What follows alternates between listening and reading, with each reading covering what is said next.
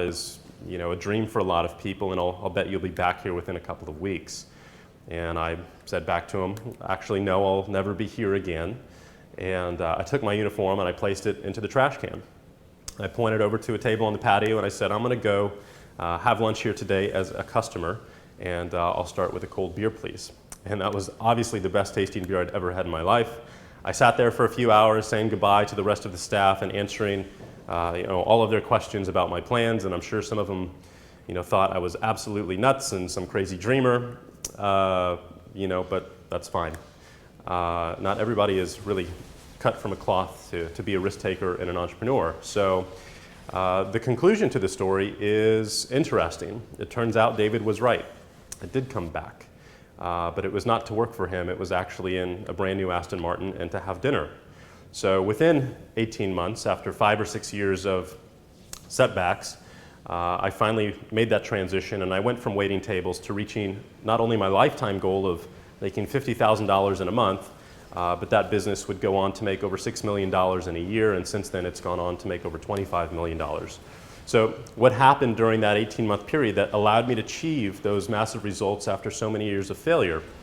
Well, in the beginning, I was looking for a magic system or a ground floor opportunity that would make me money. I thought it was the opportunity or the product or the marketing system that would bring me the results that I wanted. And in short, I was looking outside of myself for success. I wanted to find a way to get rich that would cater to my weaknesses so that I wouldn't have to do the work that I really needed to do in order to become the person I needed to be that was capable of getting those results. So what I realized during this period changed everything for me. And what I'm about to share with you is really the one and only way out there, period, to achieve the success that you want in your business or in any aspect of your life. And what it comes down to is this. The amount of money that you make today is a direct reflection of something I call your PVL, or personal value level.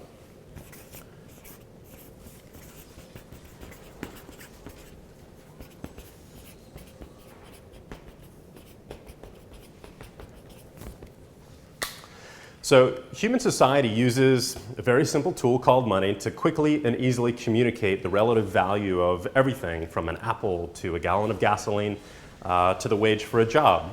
And through our free market system, the world basically gets to dictate how much money you make according to 3 different factors.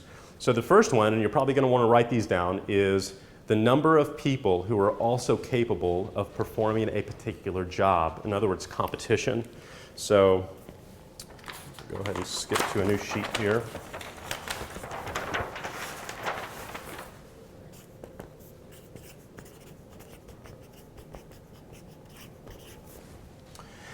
The second factor is the amount of specialized skills or education that you would need to perform that job, or really your level of expertise or education. So I'm going to put expertise. And the third one is the amount of people around the world that your work is going to benefit or impact. And so for that, we're going to call that leverage.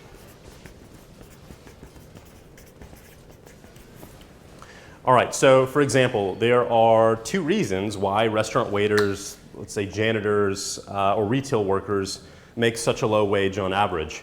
Well, as a waiter, let's look at factor number 1. There's an almost endless supply of workers who can fill that position, right? There's a ton of competition.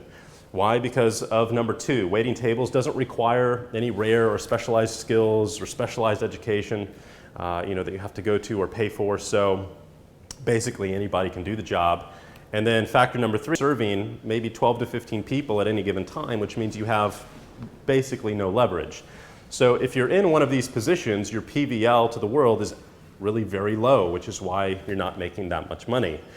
Now, on the other end of the spectrum, let's take a brain surgeon, for example. Let's say they make about $1 million a year, and that's because you can only perform brain surgery on one person at a time, so there's really no way to benefit the masses. There's very little leverage. So the reason that a brain surgeon makes about $1 million a year instead of, let's say, $20 million a year is because they're missing that piece of the puzzle. All right, so now let's take a third example, and let's look at my first business, Magnetic Sponsoring.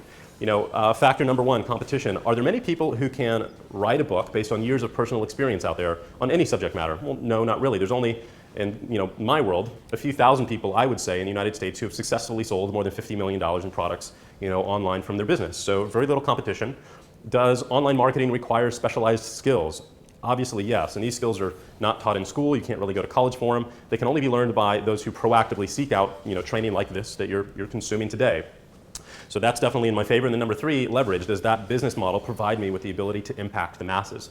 And obviously the answer is yes. So if I were teaching people how to market online, let's say one-on-one, over the phone, or in person, or maybe at a workshop over the weekend at a hotel, I'd have very, very little leverage. But because I sell books and videos, which can be mass-produced and distributed to an infinite number of people around the world, I have an infinite amount of leverage.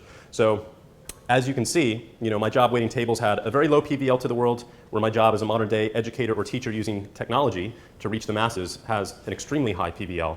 One job pays about $30,000 a year, the other job pays millions of dollars per year, yet the number of hours worked on a daily basis is basically the same. So, that brings us hopefully to the question in your head, well, how do you increase your PVL? The good part is that answer is really simple. The fastest way to reach incredible levels of success in your life and in your business is to increase your value to the world. And the fastest way to increase your value to the world is to acquire new skills. So after I kind of had this big epiphany and I realized this years ago, I really became a man on a mission. I spent every dime that I could on information courses, on books. I went and learned marketing skills that other people were unwilling to do. And in the process, I became extremely valuable to other people. So which skills should you focus on? Which are the most valuable? Well, if your goal is to build a successful business, you need the skill or ability to acquire customers and sell your products or services. It really, frankly, doesn't matter if you're a dentist or an author or a graphics artist or a photographer. If you don't know how to get customers and sell your products, you're basically screwed right from the beginning. So the most valuable skill that you can acquire, and the skill that can provide you with the most leverage, is how to sell. And when I say sell, I don't mean the used car salesman type of selling, where I'm trying to twist your arm or manipulate you into buying something that you really don't want to buy. I'm talking about the complete opposite of that, and really in the last decade it's been referred to as attraction marketing.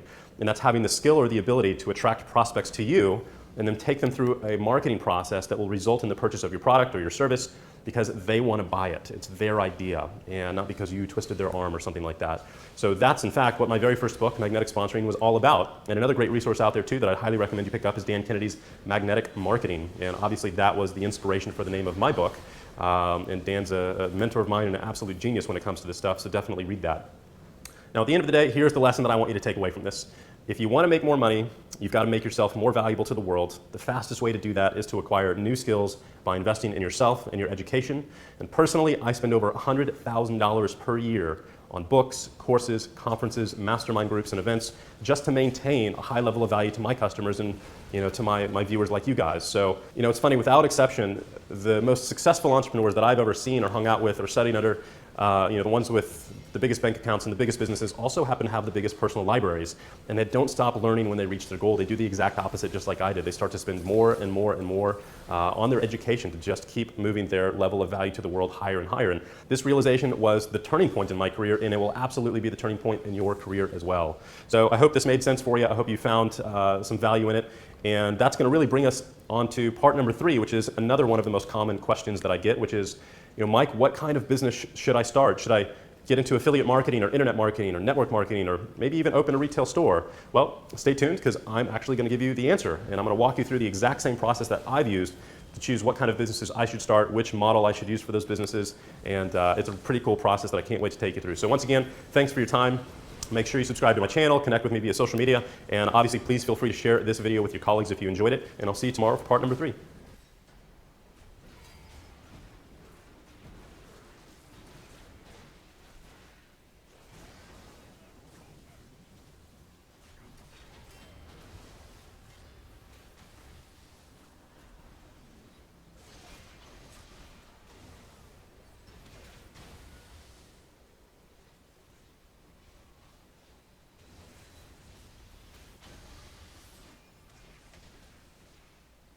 Hey, Mike Dillard here, and welcome to the 3rd video in our Build Your Business, Build Your Wealth, Live Your Dream series. So one of the most common questions that I always get is, Mike, I'm really into, blank, fill in whatever you want, but I'm not sure what kind of business I should start. So that's a great question, because deciding what kind of business model you want to pursue is one of the most strategic and important decisions that you'll ever make, and there's no lack of options to choose from. So, in fact, I want to run you guys through an example here real quick to make my point. So let's imagine for a moment that you and I were going to start a business in the weight loss industry together. Let's look at all of the options that we could possibly pursue in that industry as far as what kind of business we could start. So first and foremost, and I'm going to have to keep these fairly small as an ebook. Second, we could create, let's say, a workout series, right? We could start the next Tybo. We could manufacture gym equipment. Make shake weight number 3. We could create a supplement product. Let's see what else. We could build a workout app. So let's do a mobile app, with workout routines, nutrition tracking, whatever it may be. We could become a personal trainer. We could sell, let's put trainer. We could do like bars, right? Like we could make our own line of protein bars or nutrition bars together. Something really easy is that we could become an affiliate and sell other people's products. So let's put affiliate down there. What else is there? We could join, for those of you who are into the network marketing industry, you could join a network marketing business that's involved in the fitness industry. So let's do network marketing. And then another obvious choice would be to start a fitness blog. We could definitely do that. And if you even want to get a little outside the box, let's say that you're really into online marketing or maybe SEO or social media marketing, well, you could actually start a social media marketing campaign that really caters to people in the fitness industry or for maybe local gyms and doing their local online marketing. So let's do local marketing for gyms. All right, so how many do we have? 1, 2, 3, 4, 5, 6, 7, 8, 9, 10, 11, 12.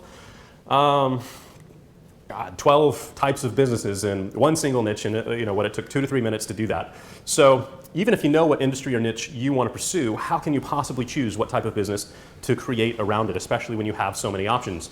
So I'm going to walk you through the process that I've personally used over the years to help me figure out what business models I want to create around my passions.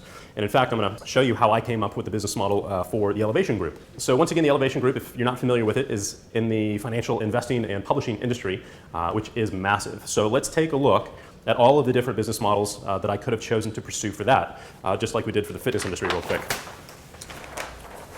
So think finances, think financial education, and our options there. So we could create a blog, obviously, first and foremost. I could have gotten my license and started a financial advisory firm, become a certified financial planner. I could have become an introducing broker. So let's do certified financial planner. Let's do introducing broker. We could obviously write books or create information products on investing and finance. We could do live events as well. So let's do books, live events on investing and financial education. Rich Dad, Robert Kiyosaki has a board game, and now they have an app. So let's do an app for that, app and games we could develop for that world. We could also become an affiliate and sell other info products for the other financial companies out there. And we could even become a lead broker, which is a very lucrative business model in the finance space. So we have affiliate here as well. We could do a lead brokerage and basically produce leads online and then sell them to insurance companies or companies like Ameritrade or E-Trade, whatever it may be. As far as the network marketing industry goes, you could definitely do that as well. There are companies out there in that industry that are involved in the finance space. Let's see, what else could we do? We could apply that same social media model as well. So let's do local marketing or social media marketing for other finance companies and all of that good stuff as well. And then you could also basically do what I did, which was start a private membership site and sell education, which is basically like a private blog, if you will.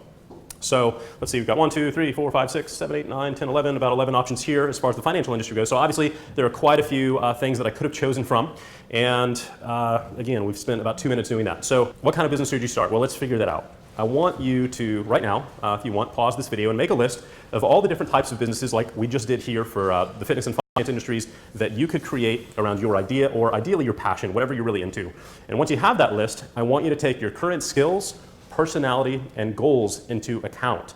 You want to choose a business model that is aligned with your strengths. And for me, as an example, I know that I am not wired for an analytical or detail-oriented business. Asking me to take really a look at a company's financial spreadsheet or to use Excel for any reason whatsoever is like asking a monkey to go drive a car. It's not going to be pretty.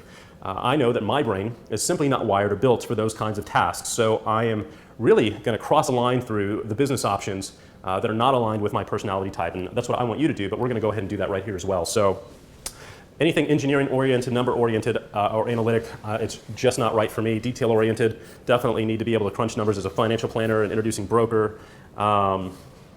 Lead broker, not into that. And I think we can leave the others up for now. So once you do that, it's time to move on to step number 2 in the process, which is especially important if this is your very first time starting a business. I want you to note the businesses that would require on your list that you've made that would require you to raise capital, to take out a loan, or to take that you think would take more than 12 months to start, and I want you to cross a line through those. And what we're looking for are the options that are as simple, fast, and inexpensive to start.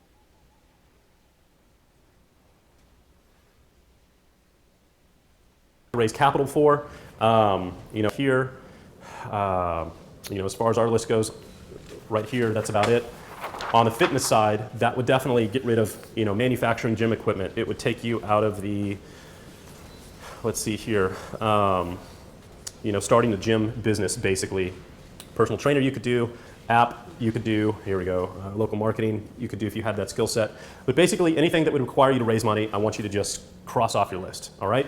And what we're going after, what our goal is as we go through this process, is to find the most elegant business model possible. So why is that so important? Well, if this is your first time to start a business or if you haven't had success yet, you want to minimize your risk and your downside as much as humanly possible.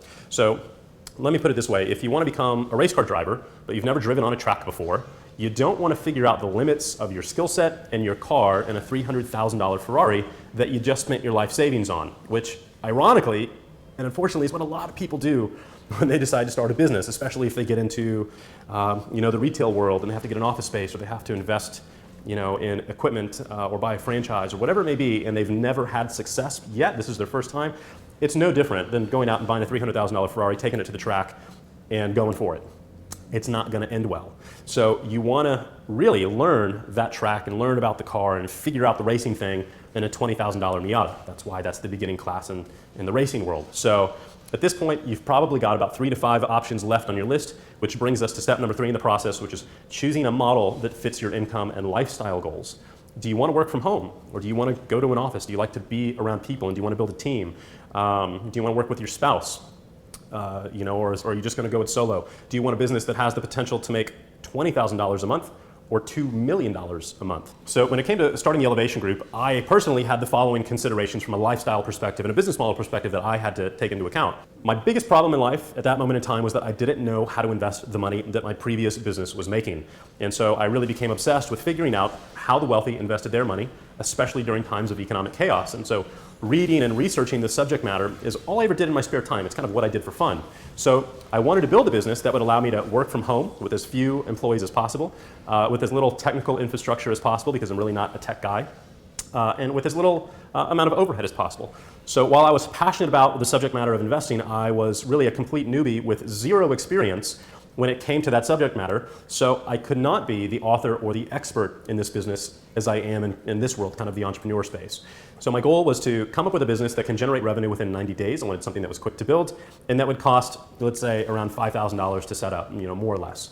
Now, keeping the desire that I had for simplicity in mind, a few business models were immediately crossed off the list that I had made originally, and we'll go ahead and see if we can do that here.